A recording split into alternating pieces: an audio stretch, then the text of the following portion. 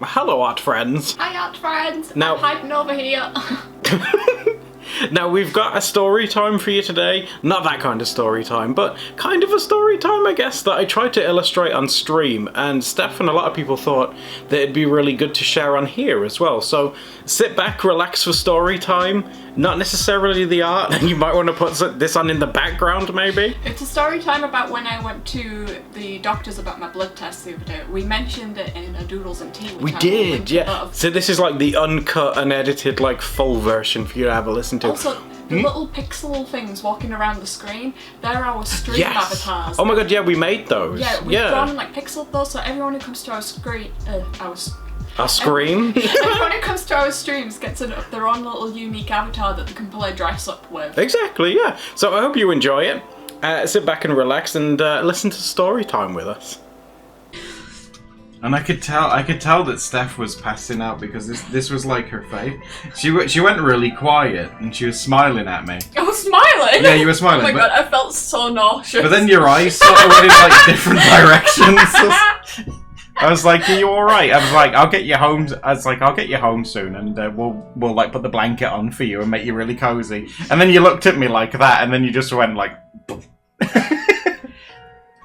Did I throw up before I passed out, or did I pass out and then throw up? I remember throwing up, but I don't remember... Throwing up there, yeah, you did you threw up first, then you passed out. Before I carry on drawing this then, let me paint you a picture. Let's go over here, shall we? Oh, Demo, thank you for 100 bits. Thank you very much. Right, so, let's start a new layer. It was a cold morning. It was this morning. And the coldest one we've had in a long time. We had our appointment at 10 AM this morning, so we got a taxi there, nice and early, and we were in the back of the taxi like this. Steph was there. We were in the back seat. We were in the lover's seat, and Steph had a bobble hat on. Very on brand of me. And I like, again, imagine like this is the back seat of the taxi and this is like the front driver's seat. And I was wearing my shorts because it's December. Oh, you're gonna talk about the shorts, man. I was wearing my shorts because it's like December and it's not cold enough yet for me. So I was wearing my shorts. And this taxi driver, I had met before, and we bonded over the fact that we both wear shorts in winter. This taxi driver does as well, and it was this guy again. And when we got into the taxi, he like spun around and was like, "Oh," and I think he said something. Along the lines of flying the flag still, like this. And Steph was like, what the heck is going on? And I was like, yeah! This is why we're driving, and he probably should have been looking at Thank you, Shadow, for the bets. Oh, thank you, Shadow. Thanks for 100 bets. And Steph was like, what is going on? And we had a chat with the taxi driver man, because this taxi driver man, he was wearing like a big, thick, poofy coat and a bandana. Like this. But he also had little shorts on, like me. This is Taxi Man, and I've bonded with him before. Oh, wearing shorts. Yeah, we've bonded before. Like, I've been alone in a taxi with this guy, and we bonded over shorts and stuff. And this was the first time, like, Steph had ever met Well, I've Shorts heard of Man. your fictional shorts friend before, but it turns out he was a real person. He's a real Shorts Man. And we had a really big bonding session on the way. And we got Steph to laugh and stuff. He talked about how he had like a bladder stone they had to pee out because his pee was dark. And he was talking about how he doesn't like to wear big boy trousers. Yeah, that's what he calls them, yeah. He says, I don't like big boy trousers. So I was like, neither do I. Oh, Common, thank you for subscribing. Thank you very much, Common. That's very sweet. So, we arrived there, and Steph's spirits were very high. Yeah, I was handling it pretty well, all things considered. Yeah, she was doing really well. And we arrived in the doctor's and we checked in with the receptionist. And we were actually seen literally instantly. We sat down for like 20 seconds. And then the nurse person called her name, which was great. That's how I tried to plan it. So because Steph gets very nervous at the doctor's when she has to wait around. So yeah, I was super happy with that. Now we went into like the nurse's doctor's room thing. You're gonna tell him about my court? Yes. And I forgot about the little nurse lady. She was quite friendly. She was very shorter than Steph and me. I was like, wow, I felt so tall. And she was like, look at me, and she put like one of those plastic apron things on that nurses do. And she was like, okay. She was like, okay, coat off, please. And Steph was reached her first hurdle. Yeah, Steph sat on the little observation table-y thing because she said like, oh, I get a bit faint when I have these, so can I lay on the observation table-y thing? And she was like, yeah, that's fine. That's all good. That's all right. So Steph went over to the table, but before she did, she wanted to take her coat off. So Steph, in her wisdom, was trying to take off her coat. Here she is, baby. Cute, brave lady. And Steph was like, oh, because Steph had a really big poofy coat on. She got about a third of the way down, like this. There she is. And the zipper jammed. And she was like, oh no. Oh no. She says, can you help? And I tried to. So here's my point of view. My arms came in and I tried to undo them, and the zip would not move. I'm just like, how am I supposed to get a blood test when I can't even take off my coat? So what Steph did was she sort of turned the coat into, because it's like got a fuzzy hood. It sort of looked like a burlesque fuzzy sort of dress thing, which came down around her shoulders now, so her arms could be free. So she's like, whoa! So it kind of looked like this now with her arms free. So she was like that, like, whoa! This works. And so she sat on the table with her coat like around by her chest like this. And I won't go too much into it because I know some of you guys don't like it, but including me. Yeah, but basically she laid on the table and she stuck her arm out like this. And nurse lady came over and did what she needed to do. And what I did, there's Steph, is I stood with Steph here. It was so sweet. I stood with Steph here by her head. And I like put my arm around her and was giving her cuddles and stuff and whispering. Yeah, you were whispering in my ear saying, who's a brave girl and aren't you good? And oh, you're nice and safe. Yeah, well, luckily I didn't do one of those. I was like, brave girl, and Steph was like, oh, I'm stressed. I don't like this. And, oh yeah, I was wearing a hat too, and shorts, that's very important. So we did that, and it went fine. Obviously Steph was a bit nervous, and she was obviously struggling a little bit, but she got through it, I think, really, really well. She did very, very well, and she closed her eyes for it, which I think is fine. The lady seemed like she was in a hurry, because one of the things you forgot to mention is that as soon as I went in, she went to go and sit me in like the chair thing, and I was like, oh, I can't do chairs. I've fainted every time I've sat in like the chair. I need to lay down for it. Mm-hmm. And she's like, you better not faint on me, because like... they were quite busy, yeah. Which sort of spurred on what happened next. To me, the worst thing that you can say is don't do something, especially if it's don't faint. Because that basically flicked a switch in Steph's head, which basically made what happened happen. Well, so at least more intense, because I just wanted to quickly get out of that room so someone else could get in there. And you wanted some air as well. But then being on my feet added to the feeling faint thing, so we went outside, and luckily outside there's like outside the little doctor's office there's a little wall like this, and there's like a gap in the wall where you can like go into the doctor's here like this. And this area is like car parking, and this is where like people who are visiting will park their cars, or if you're being picked up in a car or a taxi or whatever, this is where they go. So we came out of the door here, and there's like little windows and all that stuff here. So we came out here, and my plan was to sit Steph, because it's only about like waist high, this wall, it's not a super high one. And my plan was to sit Steph like on the wall. And I was gonna like stand with her and like you look so tiny. Because I had I'm so tall. Tiny little Steph. And I was gonna hold her hand and keep an eye out for when like the car came, the taxi came. We hadn't called it at this point, but yeah. Yeah, that was the plan, but it didn't go so to plan because Steph was sat on the wall, and that's when she did her like. I was talking to her like this. I was like, "You all right?" And she was just sort of like, you were somewhere else. You were just smiling at me when I talked.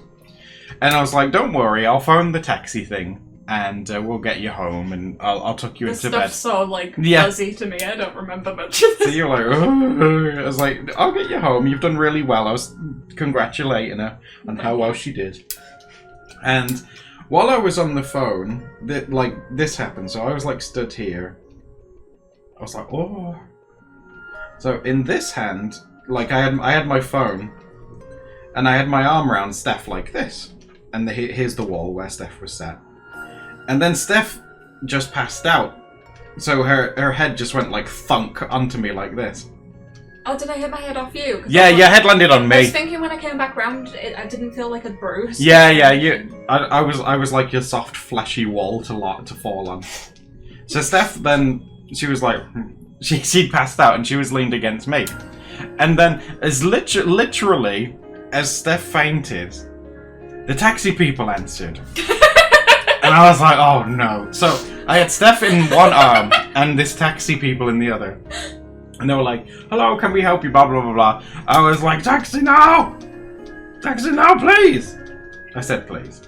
And they were like, yeah, okay, that's cool, that's fine. And all this time, Steph's little bobble hat was riding up into my mouth. The little bubble on top was like going into my mouth, so I was like, no, taxi, please. I wasn't even on planet Earth at this point. So I managed to call the taxi, and then I obviously checked on Steph because she's still like leaned against me. At this point, the hat's like hanging off her head. How did I get to the floor then? Did I slither down because I was on the floor? You were like semi-conscious, yeah, when it happened. So I was holding you at this time. Oh, okay.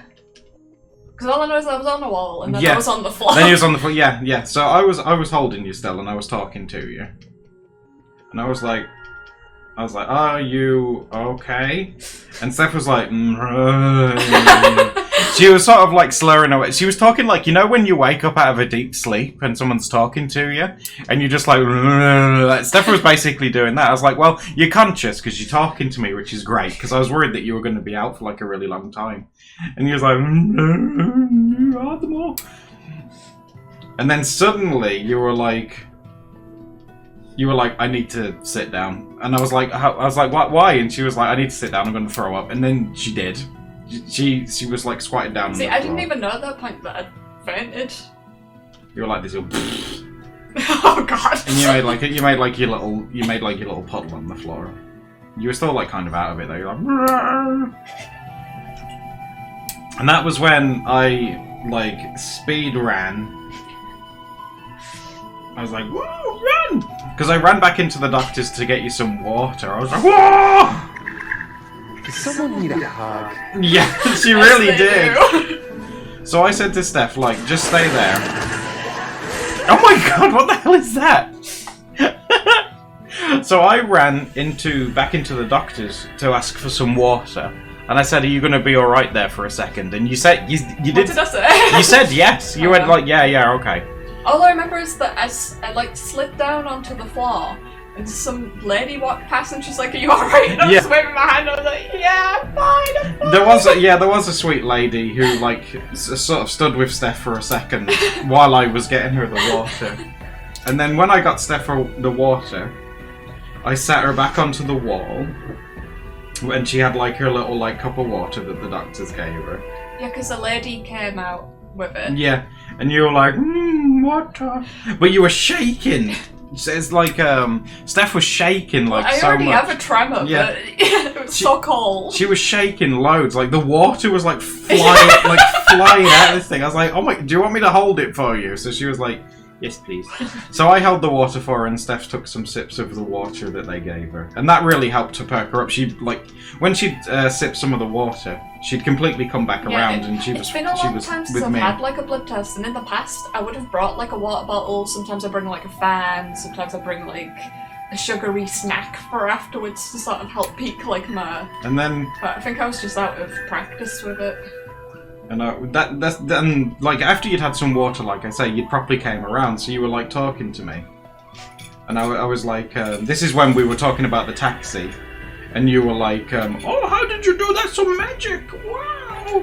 Because you didn't realise that I'd like phoned it. You said that the taxi's almost here, and I was like, how? We haven't called about it. But that's when Steph dropped the bombshell. Need to poo. And I was like, oh. I was like, can you wait? And Steph was like, we'll try. but coming out.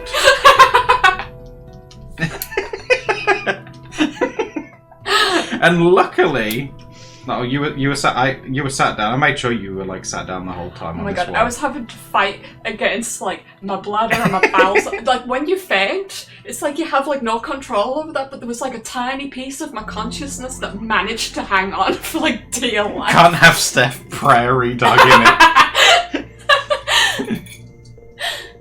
It's like, oh god, help me! But luckily, the taxi actually came, and it was like it was just like a car thing like this. Had a big dumpy on the back. It was like a sedan or something. I don't even remember what that looked like. I don't know what that man looked like. I had my eyes closed the whole time, and my face was sweating. Yeah, Steph was basically like this in the back seat the whole way back. She had her eyes closed, and we were like, yum. And I kept thinking, I wonder if I should tell him to put his window down so I can just like vom out the window. Oh, and she closed her eyes the whole way there, and we paid the taxi guy, and we got her back. We got Steph back, and then I took her like into bed with the blanket on. So now.